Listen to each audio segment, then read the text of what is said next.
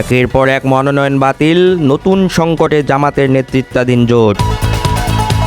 বিদ্রোহী প্রার্থী নিয়ে বিপাকে বিএনপি, মাঠে বাড়ছে অস্বস্তি। হুমকি হয়রানির অভিযোগ রুমিন ফারহানার, সব বাধা পেরিয়ে ভোটে থাকার ঘোষণা। এতক্ষণ শুনছিলেন সংবাদ শিরোনাম, এবারে থাকছে বিস্তারিত। আসন্ন জাতীয় সংসদ নির্বাচন সামনে রেখে নতুন চাপে পড়েছে বাংলাদেশ জামায়াতে ইসলামীর নেতৃত্বাধীন 10 ও 11 দলীয় জোট। মনোনয়ন যাচাই বাছাই শুরু হতেই একের পর এক জামায়াত প্রার্থীর মনোনয়ন বাতিল বা স্থগিত হওয়ার খবর আসছে। তালিকায় রয়েছেন দলটির একাধিক শীর্ষ নেতাও।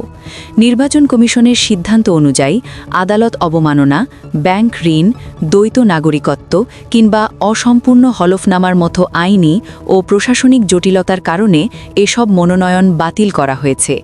জামায়াতের পক্ষ থেকে জানানো হয়েছে, এসব সিদ্ধান্তের বিরুদ্ধে আপিল করা হবে এবং প্রয়োজনে আদালতের শরণাপন্ন হওয়ার প্রস্তুতিও রয়েছে। এই অবস্থায় জোটের ভেতরেও অস্বস্তি বাড়ছে। 300 আসনে 600 এর বেশি মনোনয়নপত্র জমা পড়ায় আসন সমঝোতা নিয়ে দর কষাকষি চরমে পৌঁছেছে।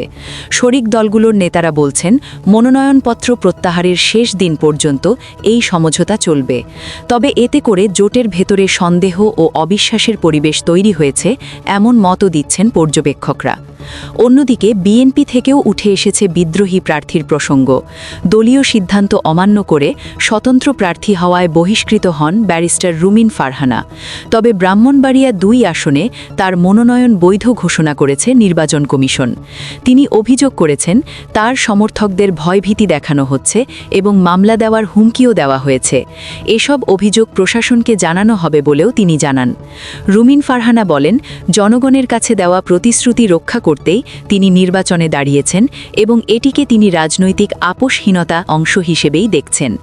সব মিলিয়ে বলা যায়, নির্বাচন যত ঘনিয়ে আসছে ততই স্পষ্ট হচ্ছে মনোনয়ন বাতিল, জোটের ভেতরের টানাপড়ন এবং বিদ্রোহী প্রার্থীদের উপস্থিতি এবারের নির্বাচনী মাঝকে আরও জটিল করে তুলছে।